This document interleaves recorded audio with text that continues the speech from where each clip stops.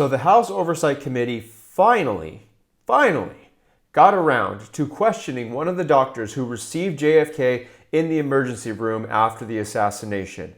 And every single comment on this video is, why was this man never contacted? Why was he never brought in to testify? Why was he never brought in to share his opinion, his expertise of what he thinks happened, where he thinks the bullet came from, to get answers to some of the questions that we've been asking and that generations have been asking for decades? Why? And I think we all know there is some sort of cover-up. There is something that is being hid at the highest levels of our government and the deep state, God knows who and what. But this man, after 60 plus years, did an amazing job of breaking down some of the theories and specifically revealing exactly what happened with the magic bullet. If you remember, they are saying this one magic bullet, some people are saying this one magic bullet ricocheted throughout the entire car, hit Conley, and went through JFK's skull and went, did all this stuff. And there's not two shooters. Don't worry, everyone. It was just one bullet. No. Check out this video. This man, after all these years, still has an incredible recollection of what happened. And it is just a shame that after all the documentaries and all of the special reports, how has this man never been asked? How has he never been talked to? Something is afoot, as they say in the South, and we're going to get into it. This is an incredible video.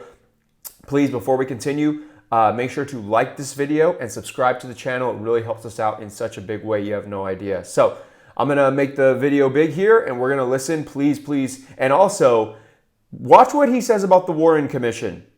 All right? The rep asks him very early on about the Warren Commission, and your jaw will drop to the floor. Let's get into it. Chair would now like to recognize Mr. Burchett for 5 minutes. Thank you, Chair Lady. Dr. Curtis, what happened when the Warren Commission called you to testify about what you knew about the JFK wounds? Dr. Curtis. Yes, sir. I'm sorry. I've got hearing aids too, so don't worry about it, brother. What happened when the Warren Commission called you to testify about what you knew about JFK's wounds? Well, the Warren Commission hasn't called me to testify at all. Not at all? Okay. I didn't use up all my time, and I'd like to make some additional comments regarding. Sir, you have the time that you need, so please proceed. Okay. Well, let me know when I can do it. Well, now, sir, I believe Mr. Burchett has a line of questions for you, Yes, so you're okay. free to talk to Mr. Burchett. Yes, sir. Can you explain what condition, when President Kennedy arrived in the emergency room, what was his condition at that point? He had already died. Okay. How many wounds did you observe on President Kennedy? How many wounds?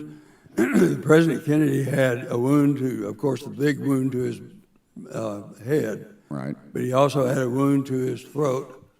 And I've got a little diagram here. I can point that out, how that worked, if you'd like me to. And that wouldn't have been a single bullet wound, though, right? They talk about this magical bullet that traveled. That would have been more than one bullet, you think? Magic bullet, it was not, it didn't strike the president at all. Okay. Yeah, that was a clean bullet. I saw the picture. Do what? What? Oh, yeah, please show the diagram. Okay. The bullets that were fired, the blue bullet was the bullet that arrived first.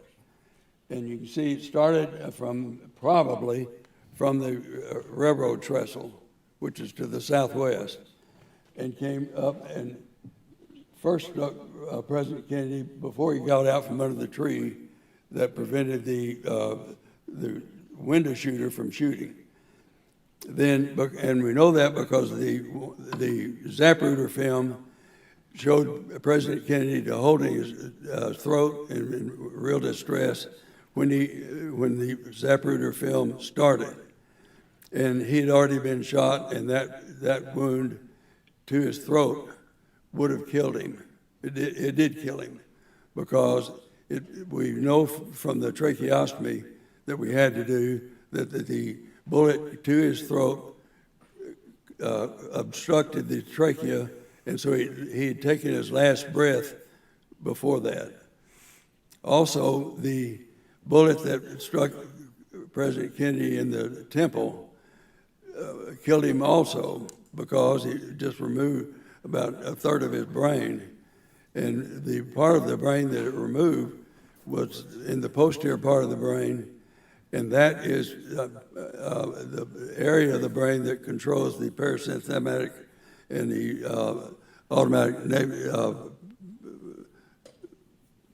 nervous system. And so the two bullets that came from the Conley, from the window, one struck Conley, and it's the only thing that it did. It went in Conley's shoulder, went through his chest, came out of his chest, into his left wrist, into his left leg. And that indicates that the bullet was coming from the north, going southeast, southwest, and that bullet was only for Governor Conley. The other bullet that came out was this other one here. Then that would have been the magic bullet. That's the one that went in the president's back.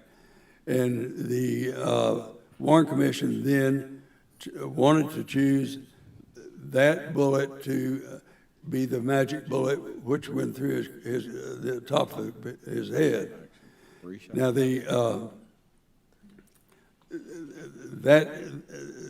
that's essentially what I wanted to say. Okay. And that was, how many bullets did you say? 3 or 4? That were fired? Yes, sir. 4. Okay, and that was a bolt action Italian carbine. 2 of the allegedly. bullets came from the front. Yes, sir. Yes, sir. I know, but they were trying to tell us Lee Harvey Oswald was the only bullets that came from the window were 2 bullets, and 3 bullets came from the window. 1 hit the curb, the other hit Conley, and the other one went in the president's back. And that's well documented. Yes, sir. Thank you, and I yield no time. Okay, so that was crazy insightful. Once again, why have we never heard from this man? Take a look at some of the comments on this video. Name of the game: hide the truth until there is no one left to be held accountable, no one left to hold accountable. Think about this. How was this not, why was this man not one of the first people that was brought in to testify? How was he not asked these questions 30, 40, 50, 60 years ago? Why wasn't he asked the next day? I will never, ever, ever understand this. It says the fact that no one has ever heard from this doctor is probably why he's still alive 62 years later. Why in the hell did Congress not ever bring him in to testify? But now, 62 years later, and look at this. This is the emptiest committee room I have ever seen. And that is the key point. 62 years later, these things drop, and it's like, oh, well, nobody cares anyways. You know, nobody's even in the committee hearing. No one's even good. It just swept it all under the rug. They keep delaying the release of the files. They keep just saying, oh, yeah, we're going to just, keep releasing things years and years down the road until nobody cares anymore. And like that other commenter said, until there's no one left to hold accountable. Everyone's already gone. Everyone's already passed away. And this doctor is just insane. How he was asked straight up, what did you say when the Warren Commission asked you to testify? He's like, I was never asked by the Warren Commission to testify. Very, very interesting. All the hundreds of TV documentaries about the assassination, and they never bothered to interview the doctor who treated him. That's not a coincidence. It says this too. This commenter was a good one. His hearing has failed and his speech is slowed, but he knows exactly what he's talking about. He has been reliving it for a half century. And this final comment here is, the analysis of where the bullets came from is the best conclusion I've heard to date. God bless this doctor. Once again, an incredible explanation of what happened on that day, and we're just hearing from it in 2025. This is absolutely absurd, but I guess this is just the state of the cover-up, the state of politics, and it's just insane. So please let me know what you think about this in the comments below. Why do you think they tried to conceal this doctor's testimony for 60 years. Why do you think it took them all this time? It just makes no sense to me. Well, probably makes a lot more sense once you look under the hood and go behind the scenes, but who knows if we're ever going to find out some of the answers to these questions. So please, if you have not already, make sure to like this video and comment below, and I will be talking to you in the next video.